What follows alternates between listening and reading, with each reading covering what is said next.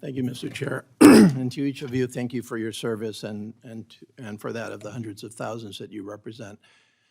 I want to focus on what Ranking Member McCollum said in her opening statement. She said, quote unquote, that the fiscal year 2026 budget process is off to a very rough start, and it could get a lot rougher as we look out over the budget horizon. As she said, there are rumors that we won't get a full budget until June. There's also the concern that we would be required in this subcommittee and full committee to mark up before any effective oversight of the full budget.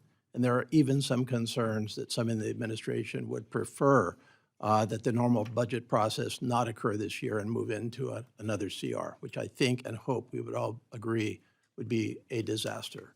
And so from our perspective, we are in the discharge of our oversight responsibilities, essentially having to shoot in the dark at oversight right now and do predictive oversight without knowing exactly what we're overseeing. And so that forces us into trying to get the information from you that you're in the middle of deliberating inside the Department of Defense right now, and to understand what the issues are that you are facing with HCR, because as we stand here today, since we are in a full year CR, we are in a situation where essentially the information and the decisions that we're being asked to make right now are 2 years old. That's the last time we did effective oversight on a decision that was actually reflected in a full budget.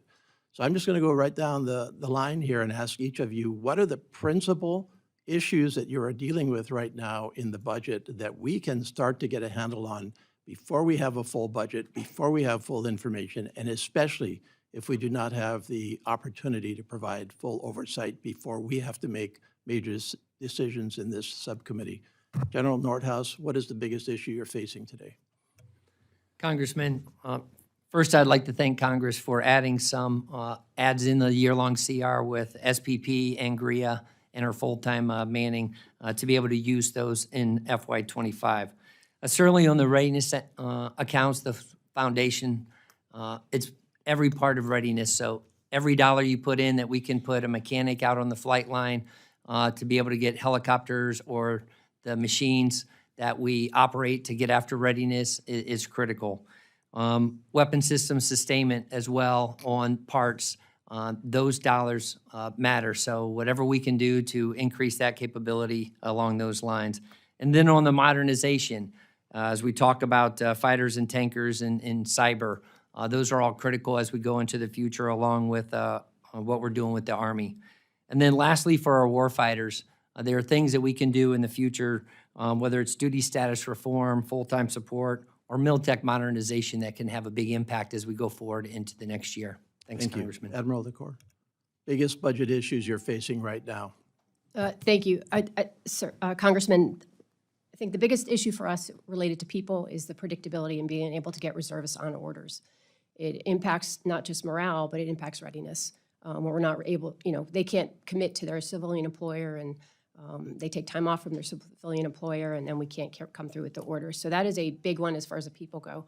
As far as equipment, we're very grateful for the ads we've gotten in 24 and 25 for the C-130, because as you heard, the C-130 is our #1 equipment priority.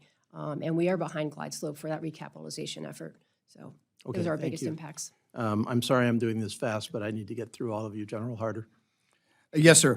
Biggest issue really two, the reserve pay accounts. So that runs across our formation as far as getting our soldiers' orders cut, getting them to training exercises. We have some big training exercises coming up. We're looking at how do we manage that. And then it gets to Class 9 repair parts for our equipment, because that's all budgeted for, and how do we order that? So those are the two biggest issues, followed closely by military construction and sustainment of our facilities. That's where we're looking close. General Hanson. Yes, thank you, sir. I echo the thanks on including degree in this year's CR. That was certainly beneficial. But for us, we had to reduce our re-enlistment incentives for the remainder of this fiscal year. It was a #1 impact. And then I think second is we lose our operational funds, not only for the reserve component, but on the active component in the Marine Corps. Our exercises are minimized, which gives us less time to train with our active component forces like we're going to do when we're in the first island chain. Thank you. And General Healy. Sir, echoing much of what's been already said, the predictability and stability of being able to pay our participants is one of the biggest factors.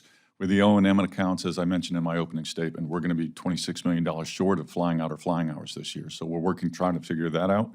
In addition, quarterly authority during a CR doesn't work well with weapon system sustainment when you've got large ticket items like $62 million to put a B-52 into periodic depot maintenance. So those continue to be challenges as we go forward. Thank you very much.